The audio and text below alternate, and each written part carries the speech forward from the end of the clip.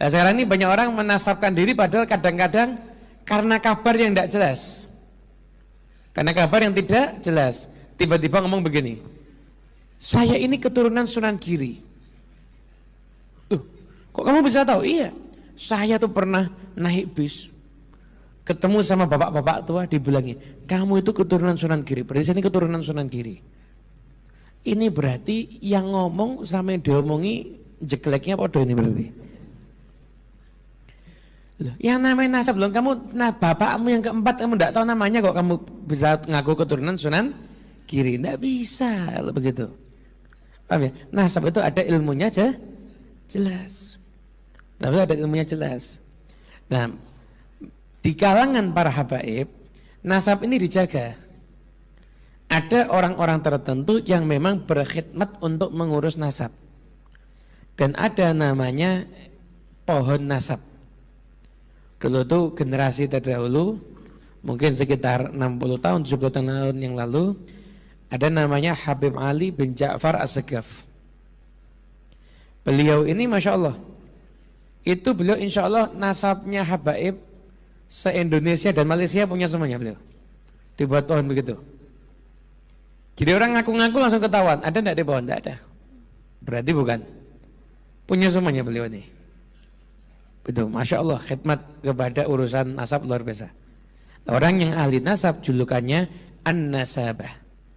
Bukan nasabah bang, bukan lah ya. An-Nasabah itu dari ilmu nasab. Jadi nasab itu ilmu pasti. Ilmu pasti. Misalkan ada orang bilang, saya keturunan Habib Abdullah Al-Haddad. Setiap orang mengucapkan tidak bisa. Saya punya catatannya kok. Saya punya ayah fulan, udah meninggal makamnya di sini. Saya lagi ini, udah meninggal makam sini. Lagi ini, orangnya di sini. Ada semua catatan itu. Sampai kepada Habib Abdullah bin Alwi, ada dicek benar ada.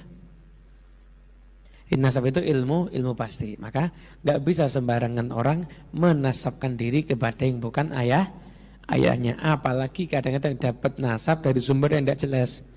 Ketemu orang tua atau lagi duduk di pohon beringin tiba-tiba ketemu sama jin. Kan jin genderuwo itu. Biasanya genderuwo itu datangi temannya. Mungkin kamu dianggap teman makanya didatangi akhirnya. Jadi tidak bisa begitu. Apalagi dapat nasabnya itu dari mimpi. Nah, saya itu pernah sekali kejadian lucu ini. Saya diundang di suatu daerah pengajian hall.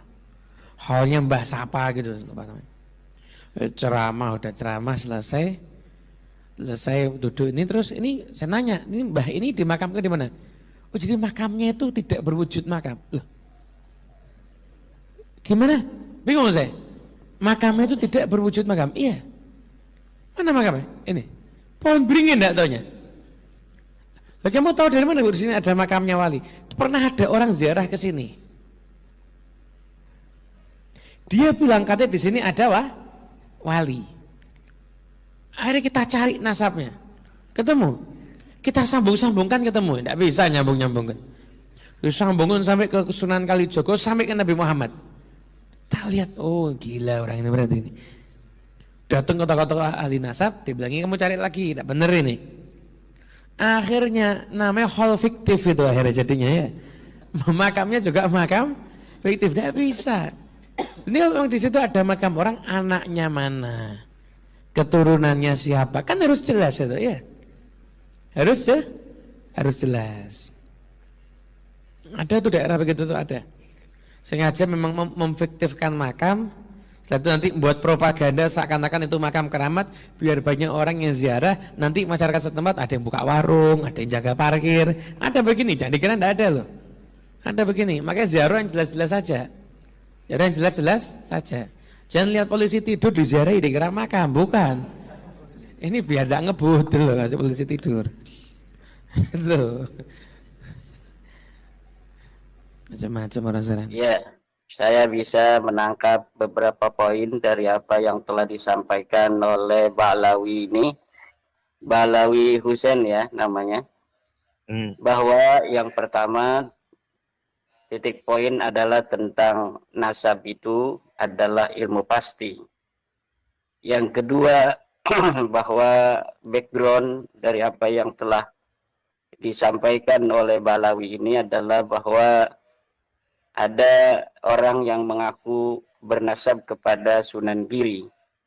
Yang kedua adalah tentang bagaimana para Balawi rapih di dalam mengurut dan mencatat silsilah. Jadi dari apa yang telah disampaikan oleh Balawi tadi, kita dapat menarik sebuah kesimpulan. Pertama, sebenarnya yang disampaikan untuk poin pertama, yaitu tentang bahwa nasab adalah ilmu pasti, ini di situ saya setuju. Karena nasab adalah merupakan bagian dari ilmu sejarah. Menurut sebagian para ahli, sejarah adalah termasuk di dalam ilmu pasti. Sebagian yang lainnya mengatakan bahwa sejarah bukan ilmu pasti. Dari perbedaan sudut pandang dua kutub ini sebenarnya muaranya sama. Mereka yang mengatakan bahwa sejarah adalah ilmu pasti, yang dimaksud di dalam sejarah itu adalah sejarah masa lalu yang betul-betul terjadi berdasarkan dengan bukti yang faktual, yang empiris. Maka disebutlah itu sejarah sebagai ilmu pasti. Adapun sejarah yang mengalami pembelokan, kemudian disebut sejarah, itu ada kaitnya, sejarah palsu misalnya, atau sejarah yang telah mengalami pembelokan. Kemudian menurut yang kedua bahwa sejarah itu bukan termasuk ilmu pasti, mereka menganggap kait-kait tentang sejarah itu, bahwa ada sejarah yang asli, ada sejarah yang palsu, itu itu tetap disebut dengan sejarah walaupun dengan penamaan tambahan, yaitu sejarah palsu. Tetapi menurut kelompok pertama, sejarah adalah ilmu pasti. Yang dimaksud dengan sejarah adalah sejarah yang betul-betul faktual terjadi pada masa di mana sejarah itu diatribusikan titik mangsanya. Adapun hal-hal yang fiksi, hal-hal yang hanya bersifat dongeng atau pembelokan sejarah, maka itu sama sekali tidak bisa disebut sebagai sebuah sejarah. Karena nasab bagian daripada sejarah, maka nasab juga adalah ilmu pasti. Itu saya setuju sampai di sana apa yang dikatakan oleh Ba'lawi Husain tadi, bahwa nasab adalah ilmu pasti. Oleh karena itu, tadi dia juga mengatakan bahwa nasab tidak bisa diisbat oleh mimpi. Ini sesuai dengan apa yang telah dikatakan oleh seorang pakar nasab yang bernama Syekh Khalil bin Ibrahim Ad-Duwailimi dalam kitabnya Muqaddimat fi Ilmil Ansab, bahwa yang dinamakan dengan isbat nasab la yasbutu birru'yah. An-nasabu la yasbutu birru'yah artinya bahwa nasab tidak bisa diisbat oleh mimpi-mimpi. Nah, cuma sayangnya Ba'lawi tadi itu membuat contohnya kepada nasab Sunan Giri, bahwa ada keturunan Sunan Giri, kemudian yang dia merasa sebagai keturunan Sunan Giri berdasarkan mimpi. Kemudian Ba'lawi tadi juga mengatakan bahwa kalau para habaib Ba'lawi itu nasab mereka tercatat dengan rapi. Bahkan ada seorang nasabah dari Ba'lawi yang mampu untuk menghafal dengan catatan yang rapi seluruh Ba'lawi yang ada di Indonesia dan Malaysia. Ini ada falasi di sana yang disampaikan oleh Ba'lawi tadi. Ya, sebenarnya apa yang telah disampaikan oleh Ba'lawi tadi itu membentur kepada nasab Ba'lawi sendiri. Di mana nasab Ba'lawi ini pada permulaan abad 9 itu persis seperti apa yang dikatakan oleh Ba'lawi tadi, bahwa nasab Ba'lawi sama sekali tidak dapat ditemukan referensinya sebelum pengakuan Ali bin Abu Bakar As-Sakran di tahun 895 Hijriah. Kemudian di dalam kitab Al-Burqatul Musiqqah banyak sekali riwayat Salah satunya adalah riwayat bagaimana katanya seseorang bermimpi, kemudian dalam mimpinya itu Rasulullah datang dan menitipkan Balawi sebagai titipan keturunan dari Rasulullah. Maka yang disampaikan oleh Balawi tadi, Husain Al-Muhdar apa siapa tadi? Husain Al-Habsyi. Husain Al-Habsyi itu membentur atau mendobrak atau menghajar daripada nasabiyah sendiri pada abad yang ke-9.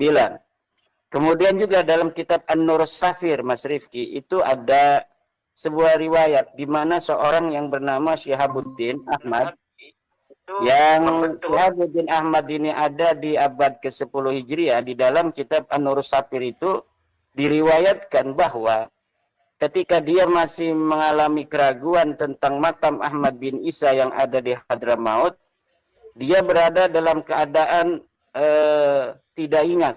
Ya. Kemudian Ahmad bin Isa datang kepadanya, kemudian dia bertanya kepada Ahmad bin Isa, apakah betul makammu itu yang ada di Hadramaut ini, wahai Ahmad bin Isa? Kemudian Ahmad bin Isa mengatakan, na'am. Dari situ kita dapat menarik sebuah benang merah antara apa yang diucapkan oleh Balawi Husain Al-Habsyi tadi dengan riwayat-riwayat yang ada di dalam nasab Balawi yang penuh dengan haluisme, yang penuh dengan nilai-nilai yang seperti yang dikatakan oleh dia. Satu sisi dia mengatakan bahwa nasab itu adalah ilmu pasti, di sisi lain banyak riwayat-riwayat di dalam tradisi literatur Balawi yang mengatakan bahwa beberapa macam item-item sejarah kenasaban mereka itu diisbat oleh mimpi, walaupun itu di dalam Alkitab Al-Burqatul Musiqa secara empiris kita dapat melihat di dalam kitab itu nasab mereka itu mulai dibangun pada abad 9 itu. Tetapi nasab Balawi ini nasab yang betul-betul keluar, yang betul-betul muncul, timbul di abad 9 itu. Rumel Abbas pernah mengatakan bahwa sebenarnya Ali As-Sakran bukan yang pertama. Karena di dalam nasab itu, di dalam kitab Al-Burqatul Musiqa itu, Rumel Abbas itu mengatakan bahwa Ali As-Sakran hanya mensyarahi atau mengomentari sebuah syair yang diciptakan oleh Bakusher. Rumel tidak tahu kalau Bakusher itu adalah temannya Ali As-Sakran itu sendiri. Bisa jadi puisi-puisi yang diciptakan oleh Bakusher itu adalah puisi pesanan dari Ali As-Sakran karena dia masih hidup sama gitu. Dia adalah murid daripada pamannya Ali As-Sakran itu. Ya kalau misalnya orang yang hidup satu masa kecilnya bareng, saya lagi bikin kitab nih Al-Burqatul Musiqa tentang nasab Balawi. Coba tolong dong bikin puisi tentang nasab kami. Sehingga bukan hanya dari kami kalangan Balawi yang mengisbat nasab kami, tetapi dari orang lain juga mengisbat. Itu bisa saja terjadi. Maka sejarah dan nasab itu jangan sampai masuk di dalam filsafat yang abstrak. Karena sejarah dan nasab itu adalah sesuatu yang konkret, faktual, maka jangan sampai difilsafati sehingga nilai kekonkretan dan faktualnya sebuah nasab dan sejarah itu kemudian menjadi abstrak. Kadang-kadang moral sejarah itu Mas Rifki memang mempengaruhi manusia yang ada.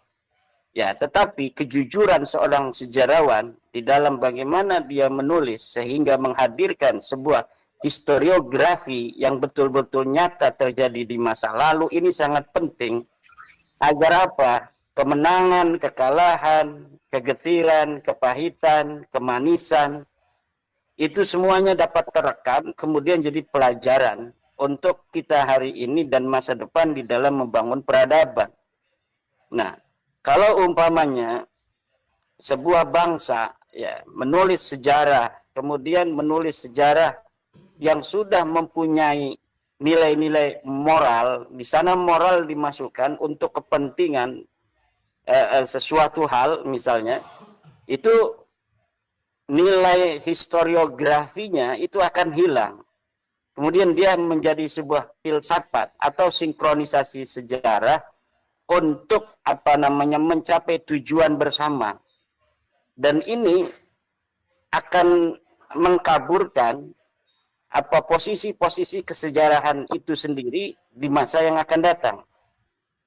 Nah, memang di satu sisi historiografi murni sesuai dengan fakta dan kenyataan di masa lalu itu kadang-kadang bagi suatu daerah yang tidak memiliki spirit perjuangan di masa lalu itu mungkin agak kurang bisa untuk menjadikan mereka yang hadir hidup di hari ini kemudian bisa menatap masa depan dengan penuh kebanggaan.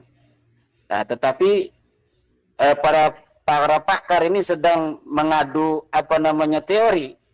Apakah penting kita untuk menghadirkan sejarah apa adanya atau kita harus mengkolaborasikan sejarah dengan moral sejarah sehingga suatu sejarah yang tidak baik di masa lalu kemudian tidak menjadikan orang-orang yang terkait dengan kedaerahan sejarah itu terjadi, tidak menjadikan dia menjadi orang-orang yang inferior.